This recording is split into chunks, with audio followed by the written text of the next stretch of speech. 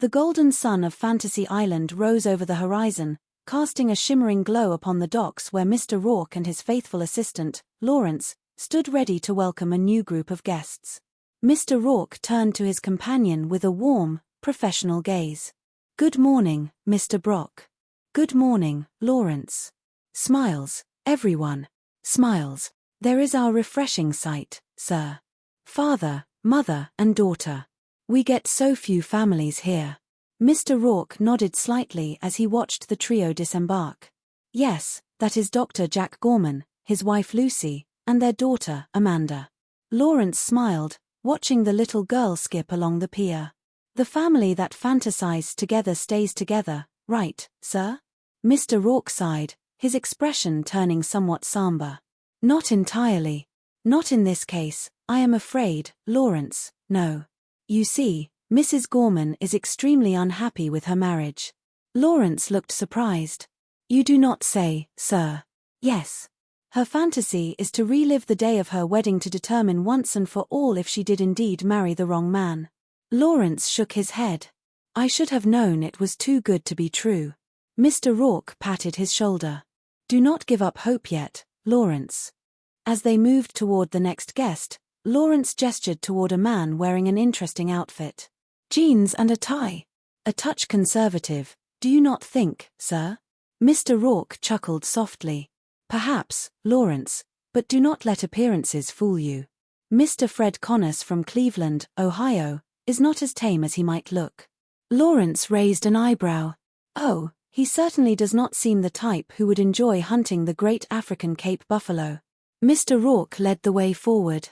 "What Mr. Connors is after could prove far more exciting, Lawrence. His fantasy is to spend a weekend on a desert island with a beautiful girl." Mr. Rourke then stepped forward to address the entire group of arrivals with his characteristic charm. "My dear guests, I am Mr. Rourke, your host. Welcome to Fantasy Island." Later that day, Mr. Rourke sat down with Lucy Gorman to discuss the specifics of her journey into the past. She held a picture in her hands, her eyes filled with a mix of nostalgia and regret. "There is Jack and me at the altar. Oh, that was 5 very long years ago." Mr. Rourke leaned back, observing her closely. "Mrs. Gorman, are you quite certain your marriage is, as you put it, on the rocks?" Lucy looked up, her voice trembling slightly. "Well, you tell me. See, I was a nurse when Jack and I got married, and I put him through his last 2 years of medical school, and then I helped him through his internship. But for 4 years, the only time I ever saw him was when he had a bill for me to pay." Mr. Rourke asked gently. "And when he completed his schooling?" Lucy sighed. "I thought it was going to get better, and it did not. It got worse. Ever since he set up his medical practice, he totally ignores me. Mr. Rourke, it is like his own wife does not even exist. After all I have done for him. Anyway, if that does not mean that my marriage is kaput, I do not know what does." Mr. Rourke inquired. "Well, have you confronted him with your feelings?" Lucy looked away. "Well, no. I guess I am a little bit scared to talk to him about it. It is like actually hearing him say that he does not love me anymore is going to hurt. Anyway, I think actions speak louder than words.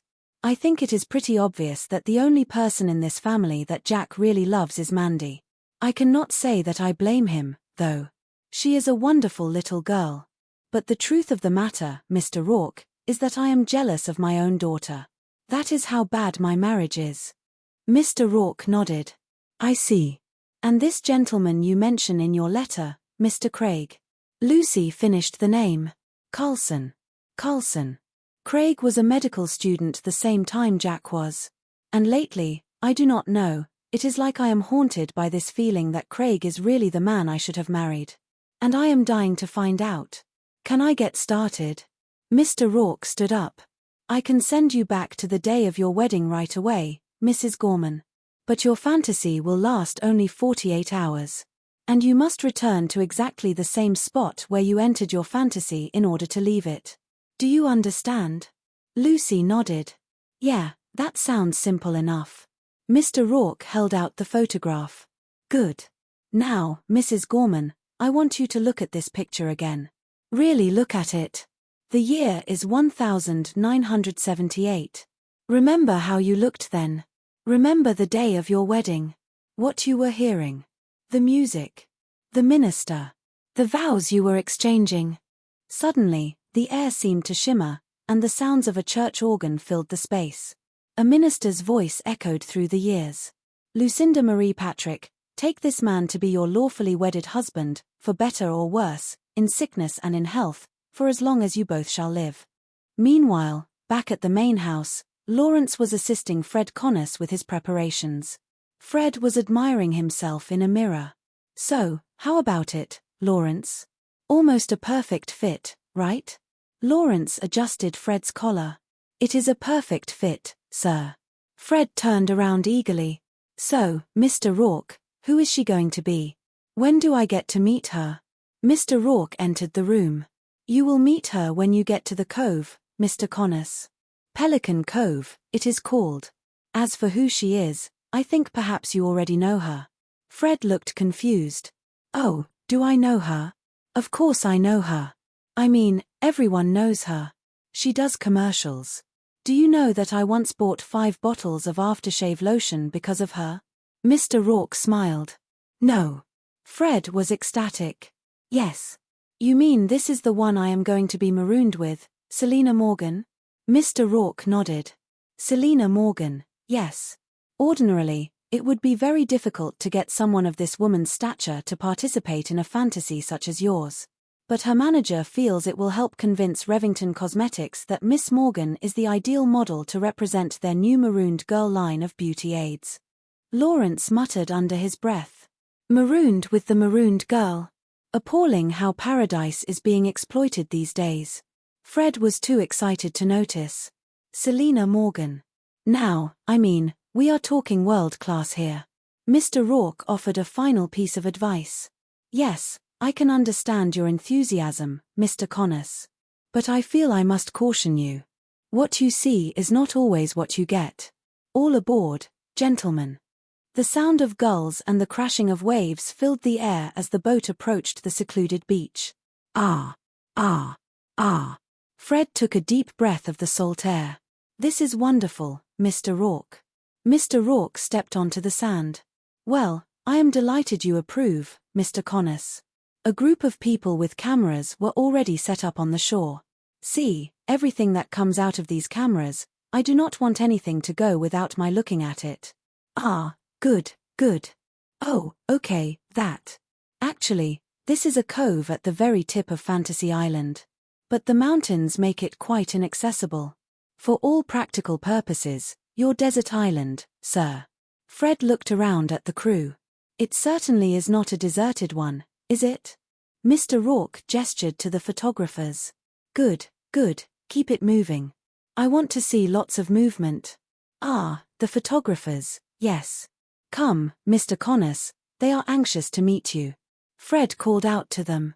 You all better have enough film here for me. A man was barking orders to the crew. Okay, let us see. Get down here. Get over here. I want an angle from over here. Ah, good. Yeah, oh, yeah, okay, people. Now, Selina, show us what the world is waiting for. The Maroon Girl. A stunning woman emerged, posing for the lenses.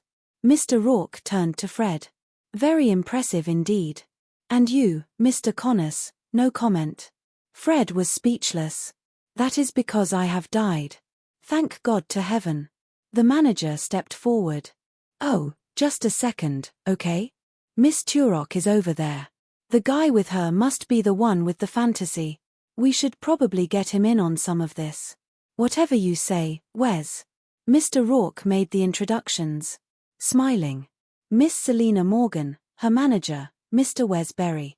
Mr. Fred Connors, the young man whose fantasy you have so graciously consented to fulfill. Selina smiled professionally. It is a pleasure to meet you, Fred. Fred stammered. Hi. Hi, it is nice to meet you. Very, very nice. Wes nudged Selina. Selina, how about showing the photographers what Fred's weekend with the Maroon Girl is going to be like? Selina grabbed Fred's arm. Sure. Come on, Fred. Fred stumbled. Oh, sorry. Oh, oh, oh. Mr. Rourke turned to Lawrence. Let us go, Lawrence. I believe Mr. Connors is in good hands. Lawrence smirked. Well put, sir. As the boat pulled away, Selina's professional smile vanished. Idiot. Okay, that is it. Show is over. Oh, Selina. Wes started rounding up the crew. Yeah, back to the boat, everybody. Grab the props for me, would you? Selina, will you remember that Christy Robbins is also up for this maroon gig? Selina snapped. I know it. Wes warned her.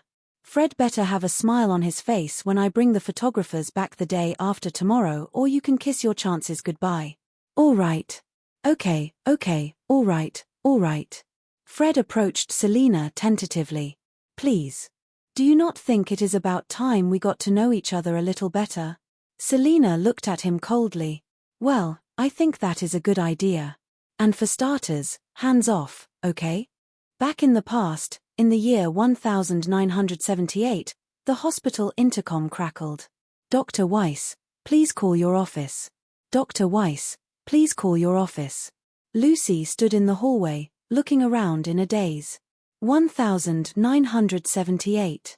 It is 5 years ago. A friend walked by and stopped. Lucy? Michelle? Lucy recognized her. Hi, gosh, it is good to see you again. Michelle laughed.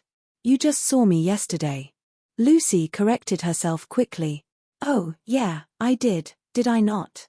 Besides, are you not forgetting something? Lucy blinked. Well, it has been a while. Am I? Michelle looked at her strangely. You are supposed to be getting married today. Lucy shook her head. I changed my mind. Michelle was shocked. You what? Changed your mind? Lucy, you are getting married, not buying a pair of shoes. What do you mean you changed your mind? Lucy, I want some answers, and I want them now. Lucy tried to walk away. All right, so do I. Mr. Radisson probably wants another back rub, the lech. Listen, talk slow, okay, you guys? Look, what has gotten into you? How could you just walk out like that? A young Jack Gorman appeared, looking frantic. Lucy. Jack, it would not have worked. What would not have worked? Our marriage. Lucy sighed. Says you and what fortune teller? Lucy stood her ground. You are just going to have to take my word for this one, okay? Jack pleaded. Lucy, whatever is bothering you, please, tell me so we can talk about it. I love you. Lucy looked at him with sad eyes. Jack, talk is not going to change this. And love is just a word, especially with you. Jack was bewildered. You are not making any sense. Lucy. She finally snapped. Okay, you want to know why I called it off, huh? Yes. She pointed toward a man in the distance. Well, there is the reason right there. Jack squinted. Craig Carlson? Yes, Craig Carlson. You are seeing Craig Carlson? No, but I am going to. Jack scowled. What is wrong with you? He is a loser. Lucy defended him. He is not. Jack scoffed. His test scores are so low, they are off the charts. Lucy turned away. Well, I happen to